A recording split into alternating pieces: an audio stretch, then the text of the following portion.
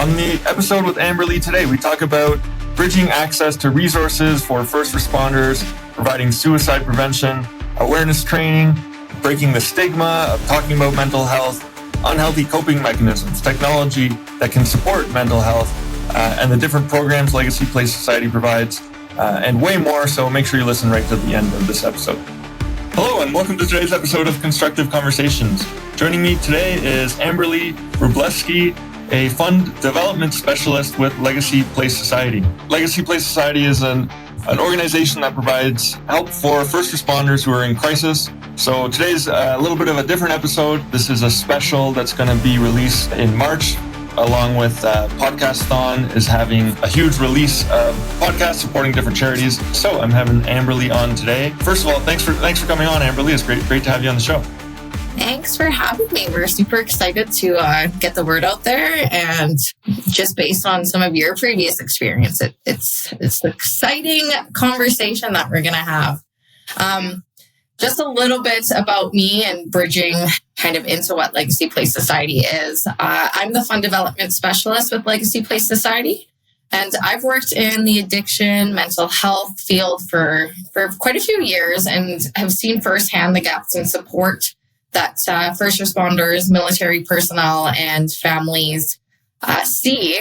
So I understand the toll that trauma takes, not just in the individual in uniform, but also on the family. So that's why my role at Legacy Place Society means so much to me. As part of the development team, I focus on bridging the community with our mission, and whether that's through fundraising, through partnerships, or just awareness initiatives, that's kind of my role. So we're really focused on making sure that those who dedicate their lives to serving others also have access to the support that they need, and how to navigate through the weight of this work.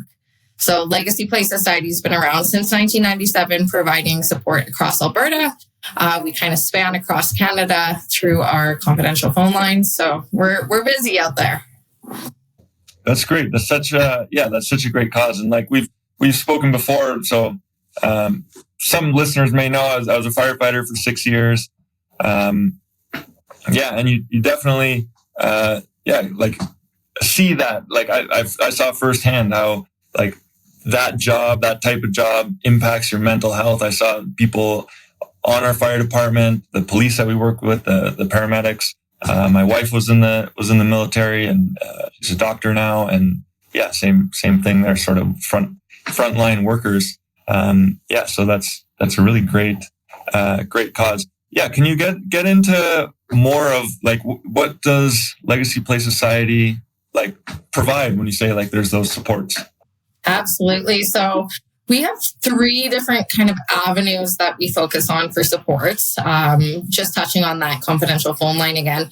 We're kind of like a 2-on-1 specifically for our first responder, military, and veteran families. We act as a bridge of support to other resources across Alberta, but we also are there to facilitate those phone calls. So a lot of the individuals that are calling us are not super thrilled to be talking with the family assistance programs, their colleagues, their psychologists at the time. There's a lot of stigma that surrounds this community. So our confidential phone line gets about 600 calls a year, 600 to 1,000. And of those calls, normally 20 to 25 of them are directly related to suicide. So we're actually diverting that crisis and getting them the proper supports that they need. And then beyond that, we also are known for our transitional housing. So our houses are home away from home, and therefore either the individual or the family members to access. And we have a house in Calgary, Edmonton, and Red Deer. And since 2001, we've had over 60,000 nightly stays. So it's just, it's really showing the need that's out there. And it's kind of a silent crisis that the community isn't really savvy to. Those houses allow safe landing spots for people to kind of get their lives together when everything is chaotic, right? We had one individual who was talking about operational stress injuries and PTSD. and how the family was actually a trigger, just because their family was a sense of calm and everything around them was just chaos, right? So you're expected to go from such a heightened experience back down to dad level, right? And for that, that's not always possible. So people are staying with us anywhere from a day up to a few months, but that is a resource that is accessed quite a bit. Our houses look like normal houses in the community. It's a super cool place because there's individuals within the home who understand what you're going through. Due to our audience, they can't really access shelters just because what if I arrested that individual? What if I resuscitated someone? It's multi-layered, and that's why back in 2001, we recognized a need to implement these houses. And then beyond those two support pieces, we also run educational partnerships. So what that means is we partner with other organizations to provide some education to our first responders and families. And that can look like anything from wellness and marriage workshops or the applied suicide intervention skills training. We travel all across Alberta to provide our individuals that. It's pretty interesting because everyone pretty much receives tactical training, right? Nobody receives the training to keep themselves safe or their family safe or their coworkers safe in terms of mental health. And we're getting a lot better at that within the agency. So that's nice to see. But due to this gap, we also started a conference, which typically takes place in Calgary, Edmonton, Lethbridge. We're looking at Red Deer this year. But it's the First Responders Suicide Awareness Conferences. And this really facilitates conversations between our members and between our families and really allows a place for us to start that conversation. So we have leadership there and governments, and it's a good day to kind of recognize the severity of it, but also the resiliency that comes with speaking to the topic of mental health and resiliency. So that's a pretty broad range, but yeah, those are all really important resources. I like the housing, and like you said at the beginning, like I can imagine people on the phone line or who need to access those resources really don't want to. So when I was on the fire department, there was a captain took his own life, and then I remember afterwards, an email came out and said, "Yeah, we're gonna have a counselor available on this date. So anybody who wants to come, just sign up, and and they'll be there." And then maybe a couple days later, another email came out and said, "Yeah, we canceled that because nobody signed up." So even though I know for a fact people were having to deal with it and having challenges dealing with it, but it was that difficult for them to come forward and say, "Oh yeah, I should talk to a professional about this." So having something like that, like confidential phone line, I can see how that's needed and valuable. And and also you said it's sort of a hidden from the community at large. So like what can we do about that? Like how does that sort of change?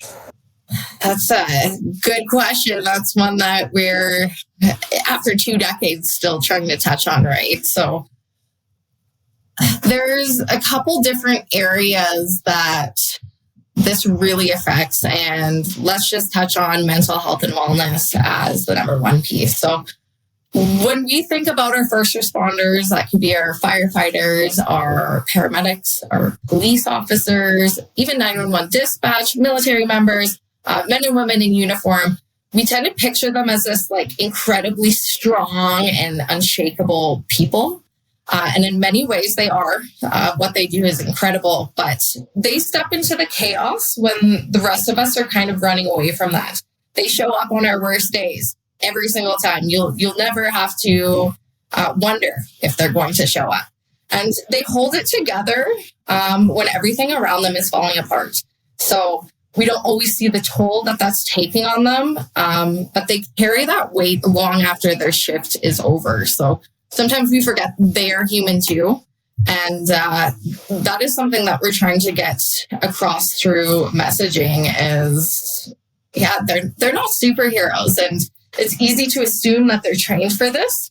but they're not immune to the emotional and mental strain of the profession. And the reality is that first responders experience some of the highest rates of PTSD, depression, anxiety, suicide compared to almost any other profession. And what makes it even harder is this culture of silence. So like you were saying with your captain, it's a common theme, and we hear that far too frequently. When I first joined the organization, I couldn't believe the amount of individuals that we were losing to suicide. You don't hear about that in the media because there's this culture of stigma. They spent so many years of their lives with such a high title that this is almost like a loss, not for the families, but for the entire agencies, right? And for years, there's kind of been this unspoken rule in the fields of you don't talk about it, you just deal with it. The old man mentality, we like to call it. But there's this fear that admitting that you're struggling makes you weak. Or worse, it can sometimes cost you your job. So think about law enforcement. You're struggling with your mental health. Now your partner doesn't want to continue the shift with you because they don't know where your mental health is at. You're responsible for someone else's life on duty with your partner and for society as a whole. So that is a huge fear aspect. Instead of reaching out, a lot of people just push it down. And try to power through it until they can't. Yeah, and then it comes out. They try to deal with it on their own. It comes out in negative ways, right? Like there's. I was surprised to find this even when I joined the fire department because I had that perspective of, oh yeah, these are all rocket scientists and they can solve any problem and they're great. And then you hear the stories about sort of like the previous generation and drinking on the job, like getting in bar fights and these crazy stories, and like that's how they're from how I understood, like, that's sort of the outlet that ends up, or even just like overeating or like whatever unhealthy, it ends up coming out in unhealthy ways. If you try to suppress it, think about the adrenaline every single day that you're reaching. Say you're off work due to an operational stress injury, or you finally reach your breaking point. Your body actually wants to get and stay at that adrenaline height because that's the normal for you. So when you no longer have that, you turn to something like drinking, substance abuse, overexercise, risky behavior. And we see that quite a bit with our members just because we weren't proactively taught how to deal with these things, and that this could be a potential of your career, right? So at Legacy Place Society, we see this up close. We've taken crisis calls from first responders who are on the edge, who've seen too much, lost too much, and feel like there's no way forward. So yeah, again, that old mentality of, I'll just drink. I'll join another gym. And we're really just pushing down the things that are going to explode one way or another. One of the things that we like to say, it's not a matter of if, it's a matter of when. So it's not just them that it affects either, it's the families too.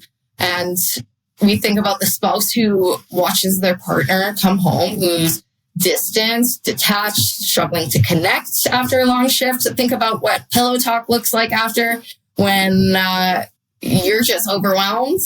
Or the kids who can feel the tension in the house but don't fully understand why this is happening. These families deal with unpredictable schedules, hypervigilance, and the fear that their loved ones might not come home. So it's so many multifaceted layers to this crisis, and that takes a toll on a lot of our individuals. And what's super interesting is we think that as taxpayers, our money is going to the training or mental health of our individuals, but a lot of, like, let's just say volunteer firefighters or part-time EMS, they don't have access to benefits. So think about all the things that they're seeing every single day and what they're bringing home to their families, and they have nothing to access. That's kind of where we come in. We start that conversation. We start to talk about it. And we're making it okay to say like, hey, I need help as a first responder. Like helpers don't like asking for help. It's just a thing in the field, but we're helping. Probably most people don't realize. I think it's like 80% of firefighters in Canada are volunteer. It's only major cities that have paid fire departments. So that's a lot of people. Yeah, and you're right. And there isn't like they struggle to get the funding to have proper equipment to respond to the emergency, let alone mental health training. Insane. That's a whole other conversation in general. But one of the interesting pieces kind of with that is we're kind of advocating or championing this topic to government officials, really bringing it to the forefront of, hey, we do need support. Like if we lose all of these individuals who are keeping our community safe, keeping us safe, like what does that do to us as a community as a whole, right? One of the things that I hate talking about, but I kind of need to, is the cost of suicide.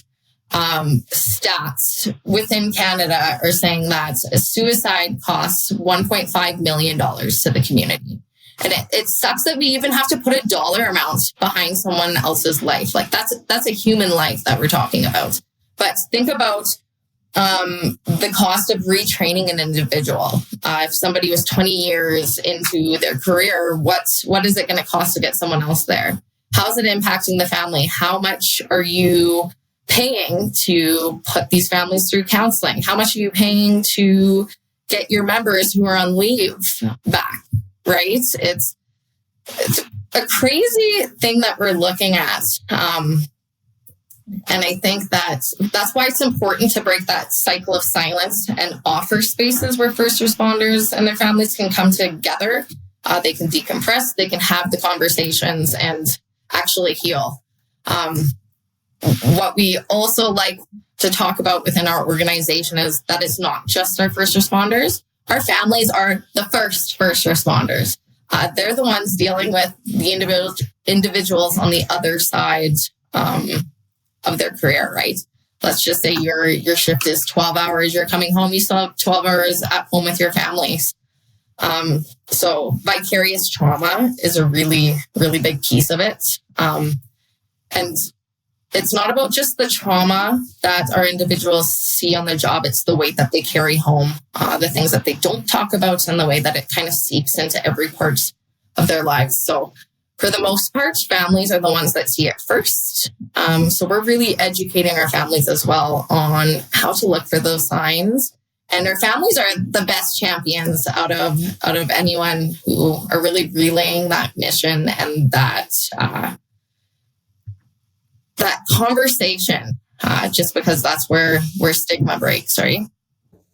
Yeah, that's good to sort of tackle the problem from both sides. And and that's sort of what's the right term? Like the family ends up being sort of like unfortunate collateral damage, or even relationships. And I know it was a running joke on the fire department, like the number of divorces that some of the guys have. But it's like, how much of that is because of the trauma that they couldn't handle? 100%. Do you know what's wild? 70% of first responder marriages end up in divorce. 70. Like, that's insane. So one of our things is like, how do we approach this earlier on for that not to be a thing?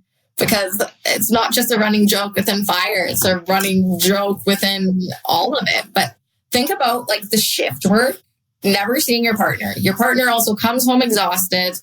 Your spouse doesn't want to talk about what they saw on the job because they don't want to hurt you. Like, how are you supposed to talk about the most gruesome scene? And that's why you don't want to go to your son's soccer game, because you're decompressing, right? So it's kind of layers on top of each other, and it becomes a thing not within days but within years. And I think that's where a lot of the miscommunication comes from, which ultimately does lead to divorce in the long run, right? Yeah. And so what does that look like when you say like you're sort of educating the family. Is it like tools that you're giving them, or can you talk about that? Yeah, absolutely. So those who know us know that you get a pretty hefty package when you see us out in the community, and it really provides individuals a language to have communication or conversations with their families. So it's like, maybe a resource is, what does PTSD look like that is kind of different from what we would think PTSD looks like? Maybe it's somebody disengaging. Maybe it's somebody that is getting a little bit angrier over the small things. And it's providing them that language to be like, hey, what's up? How can I help? What we really want our families to know is they're not responsible for fixing the individual that's struggling, right? But you can support that. You can bridge the resources. Another piece that we kind of provide is the 50 tips to a good marriage. And that is specifically centered around kind of our first responder community. And we've gotten some pretty good feedback on that. We also have a registered psychologist on our board who provides some information as well. We have somebody that we can send our people off to have those conversations, just because us as an organization as well, we're not there to fix them. We're kind of that conduit to get them to the supports that they need. Another thing that we do, we have family camps every year. So this is specifically for first responders to come together and re-engage with their community. So we spend so long in crisis that sometimes it's great to just have a weekend away where everybody is somebody outside of the uniform. They're just people. And it's really neat seeing the kids have conversations with each other because they understand each other as well. Like, a lot of people don't recognize that the kids are affected in a lot of ways. So one of the examples I like to give is, let's just take somebody in high school and their dad's a cop. Think about how many times they're going to be invited to a party. Probably not so much, right? So it's these little things that we don't see as a community member or really think about, right? So those are kind of some of the supports that we provide to the families, as well as we will contract out other individuals who are experts on this.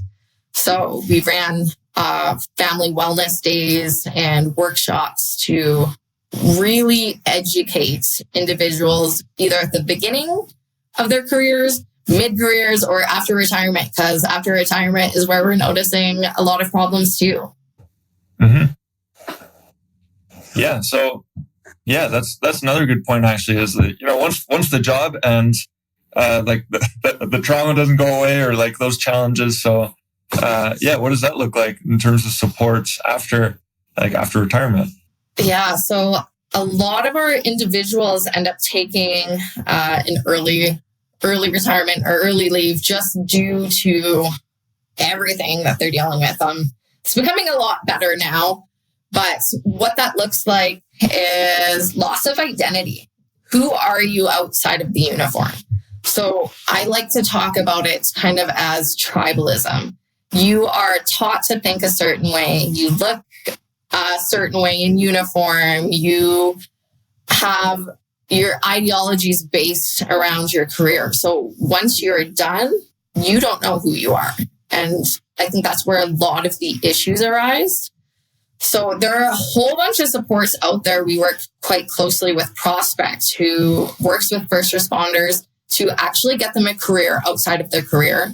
So say you're coming from military and you have skills in organization and leading a team and all of these things that you were trained for in the military. Prospects is a partner that we like to refer to because they get to take those pieces that are part of your identity and shift them into kind of more of a civilian role, which is super exciting. But us as an organization, how we support that is we ran a pilot project actually back in 2019 to 2021 which was a rural property for these individuals to come to. So it kind of created the community for retirees, for active members, for families to come to. And we're looking at doing this project. So yeah, not redoing it, but building it on a bigger scale, just because we outgrew what we were doing and we recognize the needs. So that's something that's new and upcoming in the next couple of months, just because we need a place, a community hub for our individuals to gather, just because it is going to be ingrained in your identity. That's always going to be a conversation that you have even after retirement. Mm-hmm. Yeah, definitely. And even so, I left the fire department 2 years, not even 2 years ago. And I experienced that myself, the loss of identity. I was like, I can't introduce myself to people. Oh yeah, hi, I'm a firefighter, right? And it's like, okay, what do I say now? I'm not going to say I used to be a firefighter, right? So yeah, and I also noticed that with the retired people, and they'd stop by the station and it's like, what's going on? Well, I don't have anything to do today, and they want to connect because they're so used to connecting to people from that same, like relating to people in that job. It's probably hard for them to relate to people outside of it who don't have those same shared experiences too. So that's a really cool project. What is the new one going to look like? So like a larger rural property where people can come? Yeah. So the project that we are kind of working on, we've created a business plan and kind of the financials behind everything. We've been collaborating with different agencies. So fire, police, EMS, getting the experience and the needs directly from our people of what they envision. So this new piece is going to be called Legacy Place Acres. We're looking at the next year or so of securing a property with either existing buildings on it or a piece of land and creating it with our community. So what that looks like is, let's just say we had 120 acres. We have hiking trails, we have fire pits, we have a community garden, we have opportunities to chop some logs.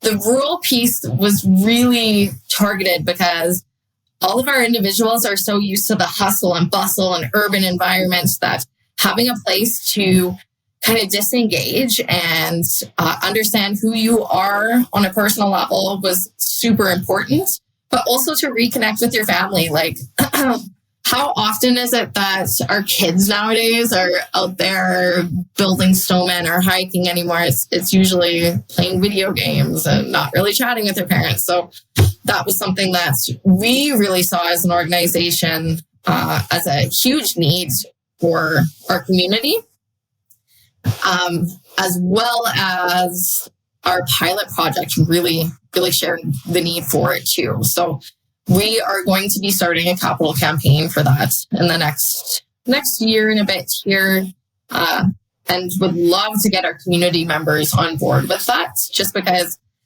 I'm one voice, one set of ears. Like, I'm a loud person, but you can only get your voice so far, right? Yeah, I can imagine that'd be a great, a big effort to make that happen. But yeah, that sounds like a really great resource for people.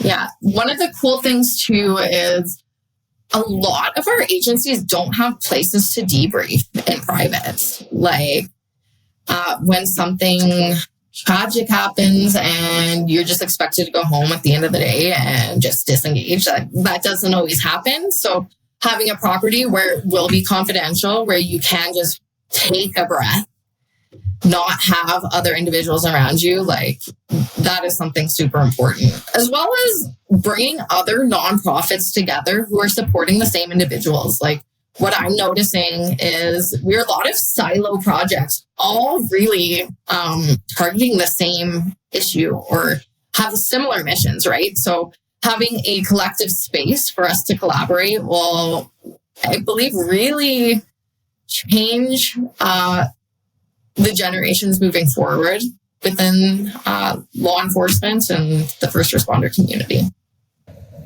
Yeah, that's really important too. A place to debrief. And I was on a volunteer department at one point, and the guys used to complain. Well, we used to all we used to have a beer fridge in the fire hall, and we would just have a beer after a call.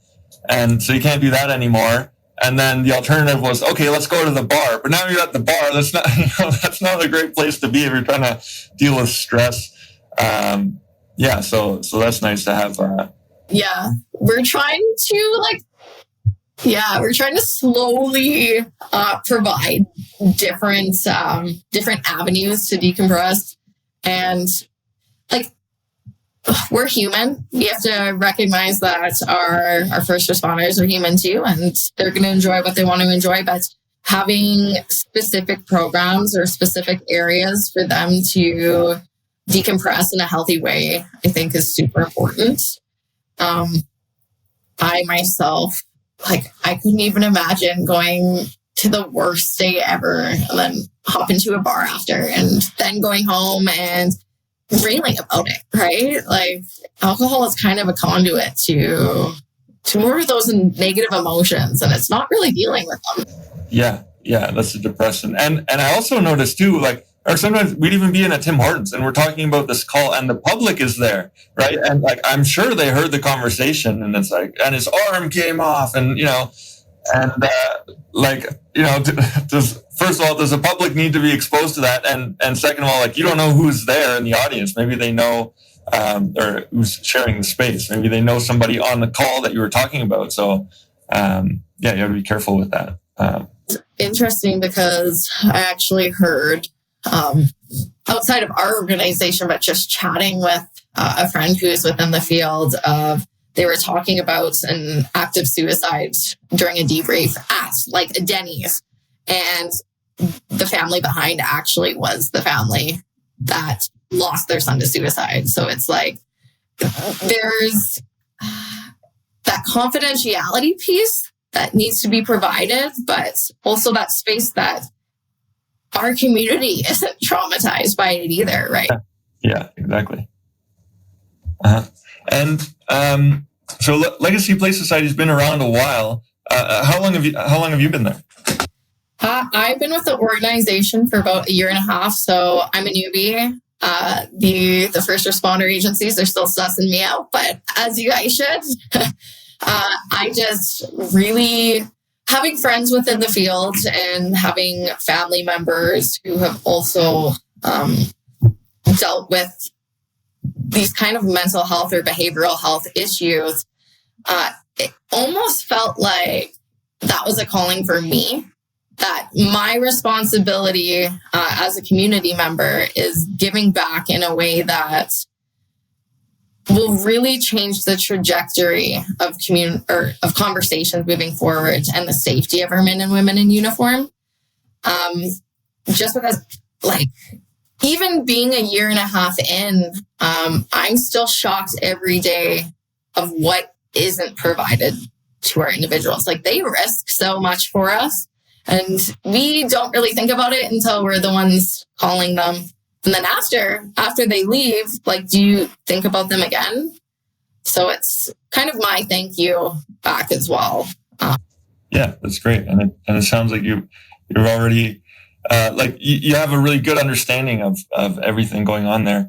And going off that question, do you see that things are improving and maybe within Legacy Play Society or in the organizations, compared to 10 years ago, what does that trajectory look like? 100%. So what is really neat that the agencies have been kind of incorporating into their everyday programs is peer support.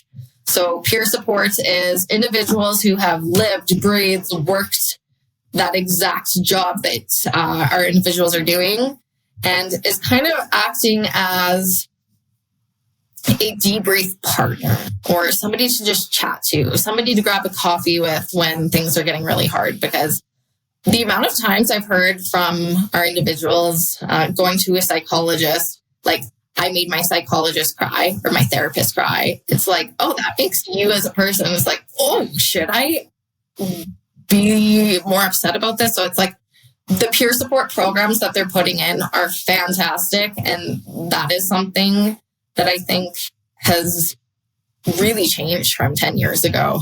The landscape around mental health and wellness is also really growing. Like, we were at a health and wellness event for Lethbridge Fire yesterday, and the amount of supports that they had in this room for their employees and the resources that they're providing these individuals now is incredible. The conversation is changing. Like, our first responder suicide awareness conferences have been around for about 7 years. And the more and more people that we see coming to these things, especially leadership, is super exciting, because this is something that we're recognizing culturally, but also, as a community. So some of the things I would say, like, moving forward, is policy and advocacy is a growing movement right now. So the workplaces are changing to prioritize that mental health. Like, hey, take your sick day. Hey, we're probably not going to put you on a 48-hour shift after you just did a 24 with only 6-hour break. The advocacy efforts kind of are pushing for mandatory mental health checkups, reducing stigma through awareness campaigns. So getting the spouses involved. I know that there's a lot of spousal groups that are now engaged with our agencies, or ensuring that mental health services are more of a integrated training right at the beginning. So we're working with the City of Calgary for new recruits of providing some resources right from the get-go to give them those tools a little bit earlier. So instead of fishing down the river, we're providing them that raft upstream, right? Another exciting thing about the landscape is community and grassroots initiatives. So we are noticing, like, nonprofits and community groups popping up all over the place, and they're really playing an essential role for first responders and their families. So organization like ours kind of exemplifies the holistic approaches that provide both the immediate support, such as crisis intervention and housing, because that's always going to be needed, and then long-term wellness resources. So I don't think we're ever going to not have a need for these kind of organizations, but I think we're doing a better job of making it less frequently and less severe. Like, we're saving lives in advance, right? For sure, yeah. So, like, taking the proactive approach instead of reactive, and then like you were saying, what I got from that, like, you sort of cover the whole spectrum. It's not just like, oh, we'll help you at this point and then you're on your own, but like, organizations like that are there for the long haul. Well, like you said before, even like into retirement, like, you're talking to the recruits and you're talking to the people who are already retired. So, that's really great, and that's good to hear that there's sort of that positive progress in that field, because that's definitely super important. Well, it's neat too, because we're recognizing that not everybody needs the same support, and not every support is going to work for that individual. So sometimes that, I think it was, you get six counseling sessions with your family assistance program. Sometimes counseling is the complete opposite of what someone needs. Like, we're always told, go talk to someone. What if that isn't the way your brain works? Like, what if taking some time off and going hiking and reconnecting with yourself is the avenue? So we're doing a better job of teaching both our members and our agencies that there's not just Band-Aid fixes to things, and that it is multifaceted. And one thing that's kind of neat is we're integrating technology a little bit better too into mental health care. So this looks like telehealth services, which makes it easier for first responders, especially in rural and remote areas, to access support, because that's a gap in itself. This allows them access to supports without it having to be a burden of travel or scheduling conflicts. Also, when you're from a small town, say that you are the one of 10 cops there, you're probably not going to go see the one psychologist there because everyone knows everyone, right? Yeah, they see your car in the parking lot. Everyone knows you were there. Yeah. What is Bob up to today? I wonder what's going on with him. So, yeah. That's good too to have the technology. I remember I had when I was a firefighter, like an REMD app. It was like a rapid eye movement desensitization, and I was like, I don't need to go to a therapist. I'll just do this myself with this app. But I mean, it was good, and it was good that was available. Oh yeah, and then I taught it, and then a friend of mine was also struggling, and I was like, yeah, try this. We love those therapies. Like, I heard that EMDR is absolutely fantastic. We actually had a firefighter down from San Diego last year, Ben Vernon, who just raved about EMDR. And he's a super, super big advocate for the firefighter community. He's lovely. But yeah. So again, technology, having those things at your fingertips, but also giving people the ability or the okay that you aren't a cookie cutter and you're not a puzzle piece that's going to fit into everything, and that there are other resources and supports out there that will help you. Yeah. And I think like the important thing to mention too is like people need to put their hand up and say, yeah, like I don't know what I need, but I need some help. So then somebody can point them in the right direction. I remember like I had a challenge that I knew I should get some help with, and it took me 2 years. And then I called like our EAP line, and I was like, oh, I can easily, like, it wasn't even a big thing. It was like financial challenges. And they were like, oh yeah, we can help you with that. No problem. Here's an expert in what you need. So yeah, that's like a reminder to people, like there's lots of different options there, but you still have to raise your hand. Like, right. There's just, it would take that one step. Otherwise nobody knows that you need. We're super lucky with some of our donors on board that allow us to have a benevolence fund for situations like that. So we think that our first responders are super well off, but that financial piece is super common, especially when you're off work and on WCB and you still have a family and a mortgage payment. Is a lot of our donors allow us to provide those bursaries and work with the families, because we're not just going to abandon them and be like, oh no, go try this and this and this. We are really going to work with them first before recommending or bridging them to another program. Just because we want them on steady ground before referring them out, just because we don't want them on that cycle of support of you get passed on and then passed on and then passed on, because that's so frustrating, right? But I'm glad that they were good to you. Yeah, it was good. So if people want to like support or connect with you, what's the best way to do that? So if this conversation has resonated with any of our listeners, there's a lot of ways that you can be a part of the solution. You don't have to be wearing a uniform to support first responders, and you don't have to not be wearing a uniform to support your fellow colleagues. You just have to care. So ways that you can get involved specifically with our organization. Obviously, the talk about money comes out. We are a nonprofit organization and charity, and we run entirely on support of our community members. So whether that's a one-time donation, and thank you, Nick, you contributed to our cause. That's fantastic. Or becoming a monthly donor, every dollar really makes the difference in providing crisis housing, in providing suicide prevention training, and mental health support for our first responders and families. So that is one way that you can get involved.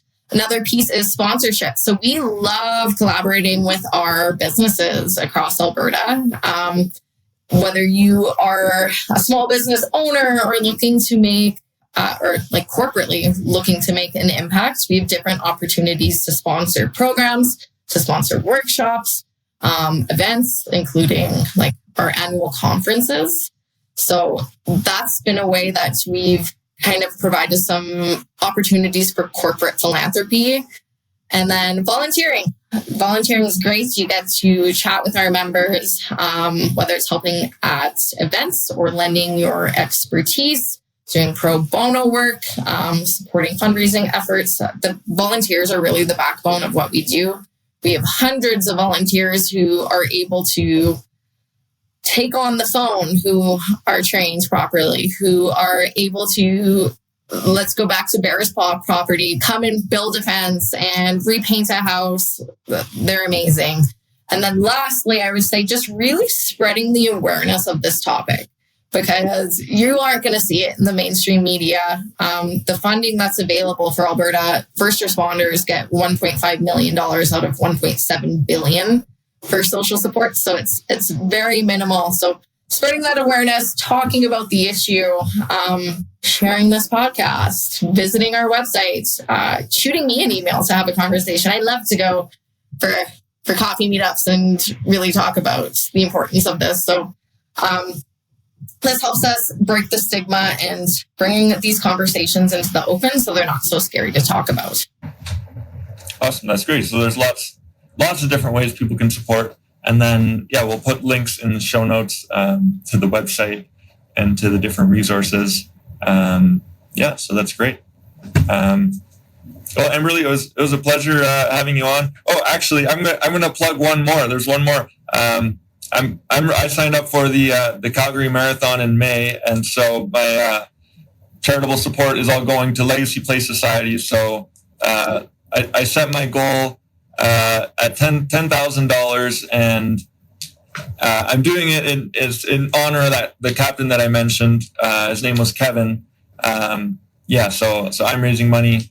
That'll all go to Legacy Place Society. So I'll put a link to that one as well. Or if other people want to run the marathon too. Thank you for that. And I'm sure that Kevin is super pumped up there, just being like, oh yeah, more conversations out there. But third-party fundraisers are absolutely fantastic for this cause or that organization, just because it gets other people within your community excited about it and passionate about it. So we have quite a few third-party fundraisers, from the First Responders Rodeo up in Edmonton to the Battle for the Badges, which is a bunch of RCMP and fire facing off with the 18-year-olds AAA hockeys, which is super fun. But thank you for keeping us in mind for that, and wish you all the best with that. Thanks. Yeah, I appreciate it. But thanks for coming on. It was a great conversation. I'm sure a lot of people will find that helpful. Thank you for having us, and we look forward to continuing the conversation.